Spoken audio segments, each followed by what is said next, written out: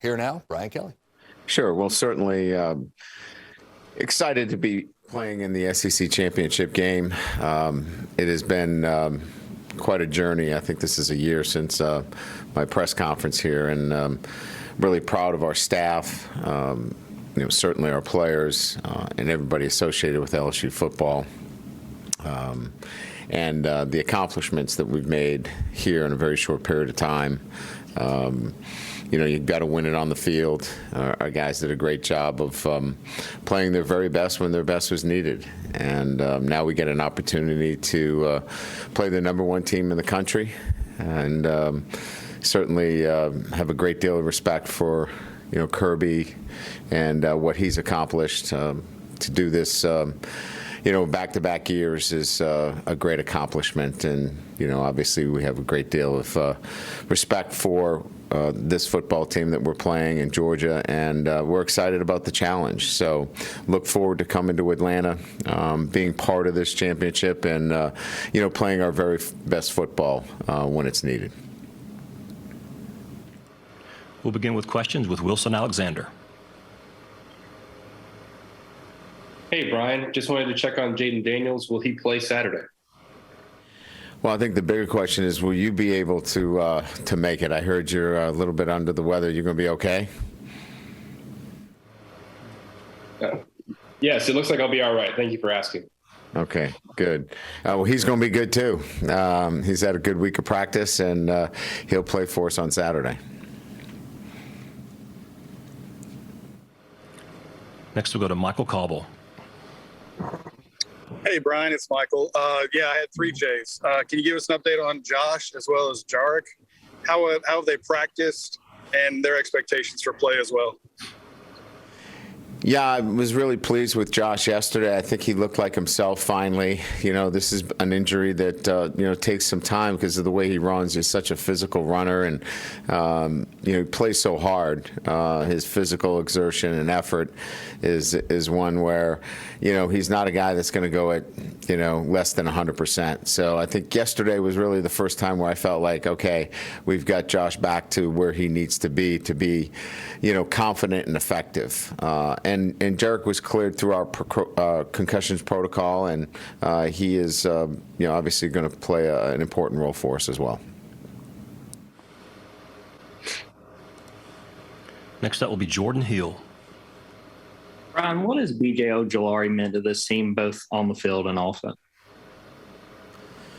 Well, I would say off the field, he embraced the change. He embraced really the mission, and that is, graduating champions and the excellence that we wanted as a standard here from day one.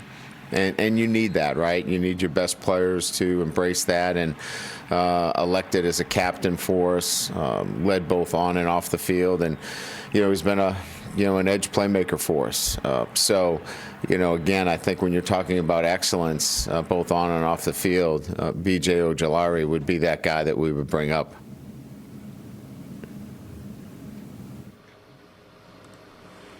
Next, we'll go to Seth Emerson with The Athletic.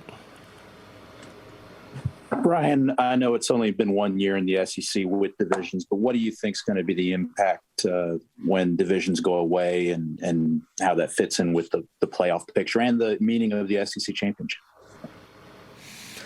I'm so young to this league. I've kind of had blinders on, to try to get through day after day, and to have a kind of a bigger picture perspective of it is kind of hard for me right now. I can tell you this, that, our commissioner has got a great sense of what's best for the SEC. And I usually speak my mind and haven't had a problem doing that most of my career. It's helped me and got me in a lot of trouble. But in this instance, I would say, Greg Sankey would be the best one that would put us on the right path in terms of what's best for the SEC as a conference, and what's best for us as a national, national conference relative to the playoff implications. So I would defer to him, and whatever he tells me to do, I'm good to go on that. Next up will be Leah Vann. Hey, Coach. You mentioned the story a few weeks ago about Will Campbell coming to the sideline, noting what he needed to fix and how he was going to fix it as an example of freshmen having this special mentality. What are some other examples of these starting freshmen showing that mental maturity throughout this season? Well, I mean, I could give you, a number of different examples of, Mason Taylor, who's just, playing a tight end position, but, involved in so many aspects. He's got to have, the ability to pick up the running schemes as well as all the passing schemes. And the tight end position is not an easy position to play, but to put the physical with the mental at that position as a true freshman, we saw with, Brock Bowers did it at Georgia. It's quite unique. And so just his ability to bring that every single day, in his first year here, I think is extraordinary, for a young player. Emory Jones, coming in after camp and being inserted into the starting lineup. You've got to have a short memory, at that position in this league.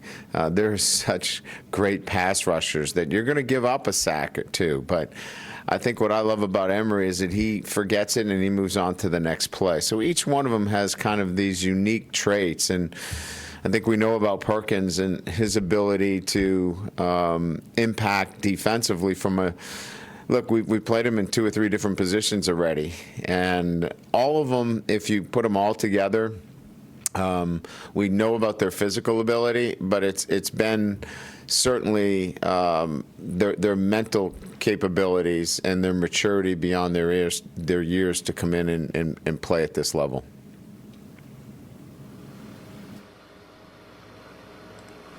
Next, we'll go to Mike Griffith of AJC Dog Nation. Coach, I know that you obviously got many more years behind you as Notre Dame's winningest coach up there in South Bend than in Baton Rouge, but what gives LSU a higher ceiling to win championships than Notre Dame? I mean, it's quite a storied program, and now it appears there's more room for success at LSU than Notre Dame. Well, I mean, look, there's so many different elements. I think Notre Dame has a great opportunity as well, and that's why I was there for 12 years. And we had opportunities, certainly in the college football playoffs and playing for a national championship. So we were right on the doorstep of playing for championships and winning national championships. What's unique about LSU is, the in-state recruiting. We didn't have that, certainly, at Notre Dame. It was much more national. So, you've got to go into each state and pull out the best players in those states at Notre Dame. Whereas you have it right here in the state of Louisiana. And this is the flagship university. Kids want to go to LSU. They grow up wanting to be a Tiger. So, there's a bit of an advantage, from that perspective, right out of the gates when it comes to recruiting.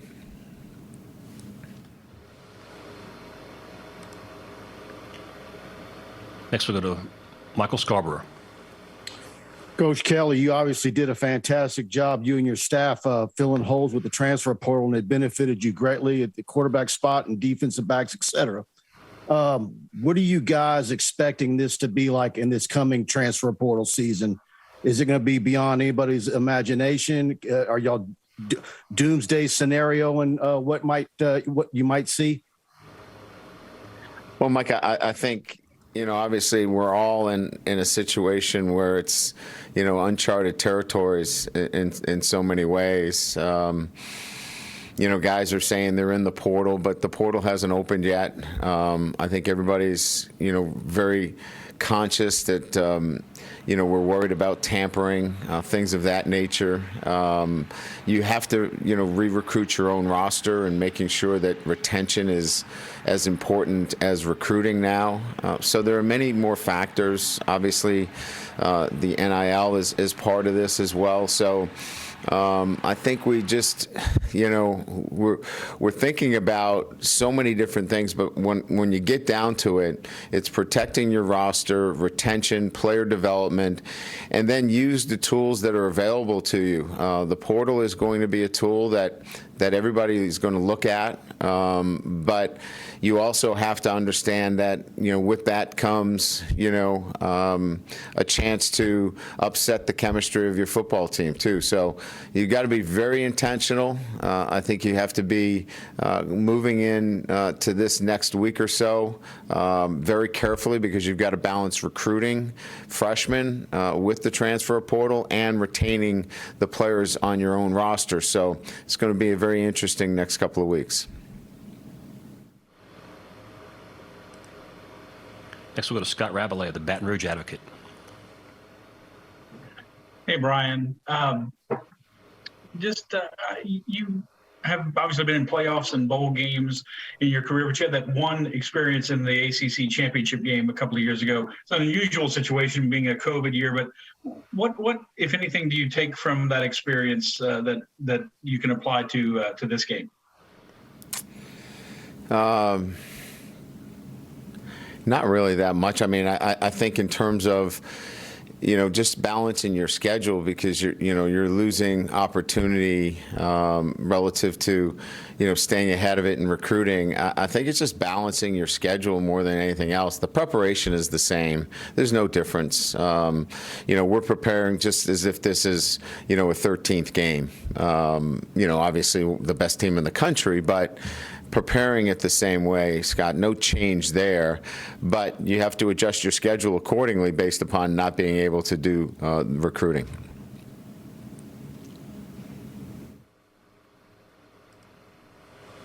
Next will be Connor Riley of Dog Nation.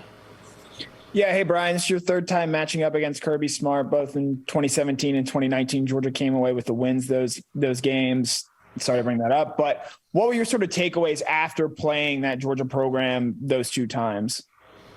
They're really good, well coached, good players, very competitive games. One of them was home, one of them was away, and they were great atmospheres. It's just really good college football. And, look, it's going to be a similar situation. We're going to play a physical football team that has the style of its head coach. They're going to play great defense. They're going to be physical on both sides of the ball. And just that's the nature of a well-coached football team that's won a national championship and is competing for another. So you know what you're going to get here. I mean, everything's going to come very difficult. Nothing's going to be easy. You're going to have to earn everything. And quite frankly, that's the exciting part about it. You know what you're going to get. You're going to get a really well-coached football team, fundamentally sound, and they're going to play hard for 4 quarters, and it's going to challenge your football team to play its very best as well. It doesn't get any better than this.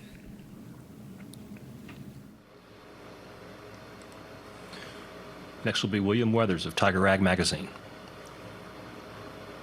Good afternoon, Coach. I want to ask you about one of your better stories, I think, this year. Your leading scorer is a walk-on kicker who didn't see the field at all last year. And just to what you and the staff, you and Coach Pulley saw in the offseason, and just how he's converted it to the game field and become a weapon for you when you needed him. Yeah, we're so smart. We didn't invite him to camp until the very end. That's how smart we are.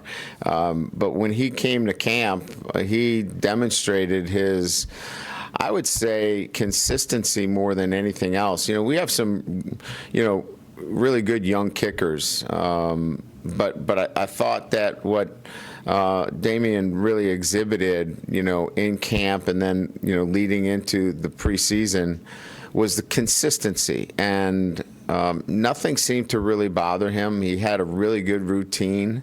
And we just felt comfortable that we knew what we were going to get from him. And yeah, we're not perfect there, but I think what we know is that we're going to be in it with him, and he's not going to be overwhelmed by the moment. You know, he's going to be able to stick with his routine, and he's going to put a good effort on every single kick that he's asked to make.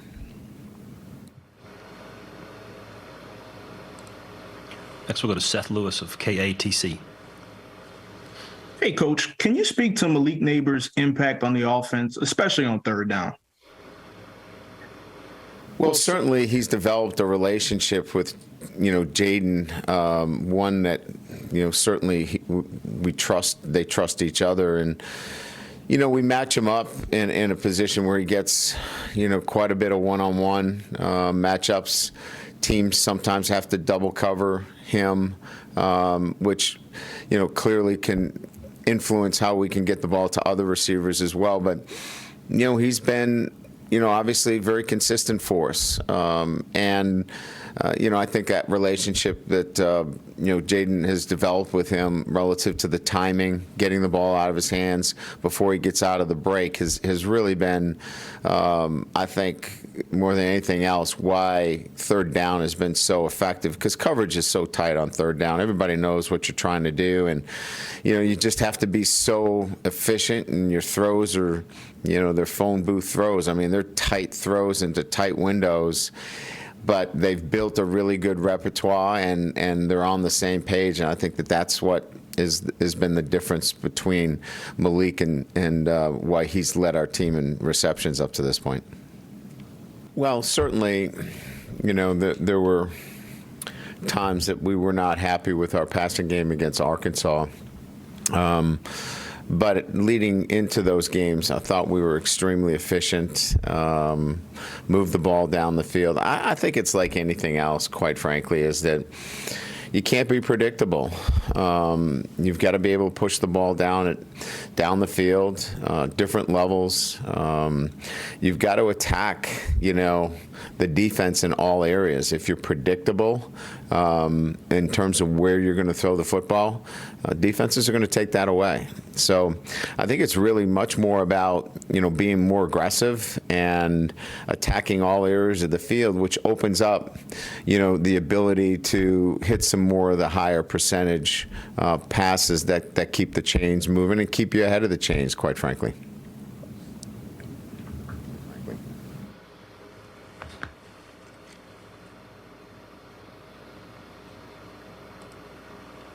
Next, we'll go to Palmer Toms of Dawes XQ. Brian, you talked briefly about those two previous meetings against Georgia. Obviously, they've had some coordinator changes since then. Mm-hmm. What are the biggest schematic differences between those Georgia teams and this Georgia team? I'd say there's probably more similarities on defense than there are on offense. I think there's a little bit more wrinkles, if you will, on the offensive side of the ball. I think, every defense is going to have a little bit of a change in personality, but, they're 3 down, 4 down. They're going to mix it up on third down. Their third down packages are difficult. Obviously the personnel is outstanding on the defensive side of the ball as it is on offense. But I think maybe, the offensive structure is one where there are more things to defend and, make it difficult, especially with both the tight ends. The two tight ends make it very difficult because of personnel and, they take away, some of your calls from a defensive perspective. They take away, some of your calls from a defensive perspective. We'll go back to Michael Cobble. How has the preparation been this week in anticipation of this game? Sometimes, pre-game, sometimes post-game. How has the preparation been this week in anticipation of this game? Yes. Help us in our performance. And, It's not just what we do on the practice field. It's the decisions that we make away from the field.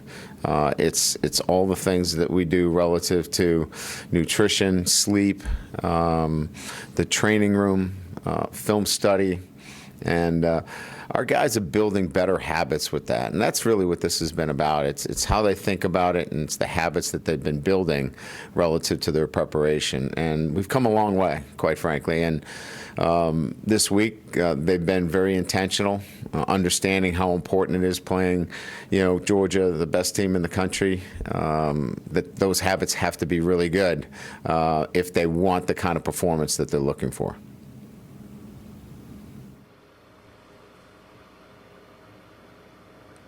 We have a follow-up from Scott Rabelais. Brian, maybe you're aware of this or not, but you guys are a pretty significant underdog according to Las Vegas in this game. Do you want your players to be thinking about trying to shock the world? Does that enter into the whole process, or is just focus on the kinds of things that have gotten you to this point, no matter who you're playing? Yeah, I think, look, social media is so prevalent out there. They don't live in a cave, so they don't need me to bring things up. They knew that they were a 10-point favorite against Texas A&M, and look what that did for them. So, look, the distractions of social media do not help in your preparation. So what we've tried to do is get them to think the right things about what's important in their preparation. And if you think that you get into the right emotional zone because you're an underdog, well, that's fine. But it's still about your mental, your physical, your technical and tactical preparation, and whether you're an underdog or a favorite. That has nothing to do with your total preparation, and that's how we try to get our guys to think. Glenn West of 24/7 Sports. Hey, Coach. Obviously, we've talked a lot about it this week, but just, it's a very unique offense you guys are going against with these two tight ends that are so prolific. Just as the week has gone on, just what's the progress been like in terms of how you're going to try to defend these guys, and without going too deep into the weeds, obviously, but just the matchup that those guys pose? Yeah, I mean, you have to game plan for them. Or they're going to wreck your day. I mean, it's as simple as I can get it. So it's not I don't think, a secret that, both of these guys can, in particular, what Bowers does is that, he does everything from getting handoff sweeps to screens to verticals to seam routes. Going to do a little bit of everything with them. And, I think Coach Monken does a great job with them. But, Washington splits out as a receiver. They're difficult to defend. So, yeah, you have to have a game plan. If you don't, you're going to have some problems. We'll go to Anthony Dasher of UGAsports.com. Hey, Coach. Not sure how much, if any, you went back and looked at the 2021 Georgia team in preparation for this. But if you have, what have been some of the subtle differences in the Bulldogs' offense that you noticed compared to last year?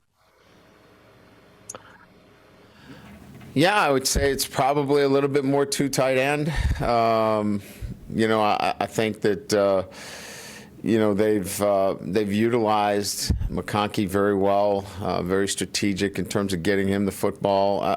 I just think it's, look, this is the classic case of an offense that uses players over plays, and that's good coaching, right? You're not going to carry a scheme just because, this is the scheme we run.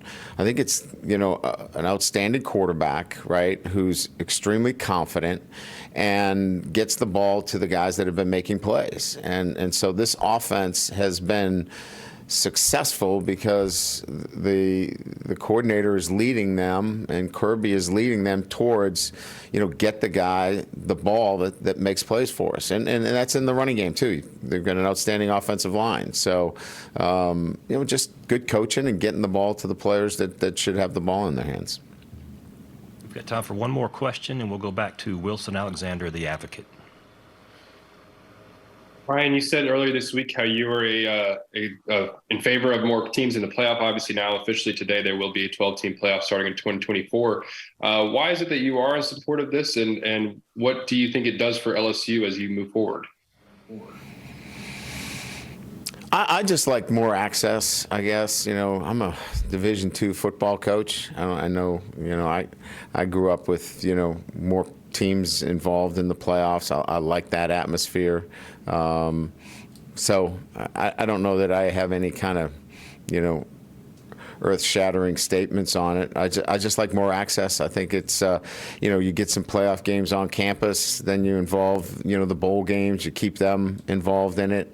I think it keeps more teams in the hunt as the season goes on in terms of vying for playoff spots. I think it's exciting for college football, and I don't think in any way it takes away from, the championship, the conference championships. We'll see how that goes. That's certainly up for discussion, but excited about the growth, and I think it just keeps obviously the interest in the playoff chase further into the season.